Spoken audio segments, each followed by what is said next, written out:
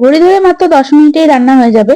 খেতেও কিন্তু দুর্দান্ত স্বাদের হয়। দেখে হয়তো বুঝতেই পারলে কি রান্না করছি, ইলিশ মাছ। ইলিশ মাছ কিন্তু আমরা সকলেই খুবই ভালোবাসি। এবার প্রথমেই মশলা তৈরি করে নিচ্ছি। মিক্সির জারে 1.5 চামচ কালো সর্ষে, 1.5 চামচ সাদা সর্ষে, 2 চামচ টক দই, স্বাদ অনুযায়ী কাঁচা লঙ্কা দিয়ে বেটে নিলাম। এবার ইলিশ মাছের মধ্যে স্বাদ অনুযায়ী লবণ, 1 চামচ হলুদ গুঁড়ো আর বেটে রাখা মশলা দিয়ে খুব ভালো করে মশলাটা মাছের গায়ে মাখিয়ে নিচ্ছি। মাছটা ছোট হলেও কিন্তু পেটের মধ্যে ডিম ভর্তি, এর জন্য স্বাদ আরো বেশিই হবে মনে হচ্ছে। এবার এর মধ্যে দিয়ে দিলাম বেশ খানিকটা কাঁচা সর্ষের তেল। কাঁচা সর্ষের তেল দিয়ে মাছটা মাখিয়ে রেখেছি।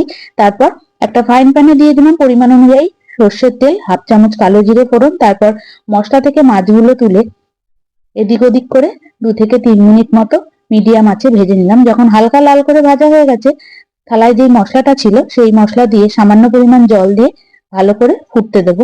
ভালো করে ফুটতে শুরু করে দিয়েছে।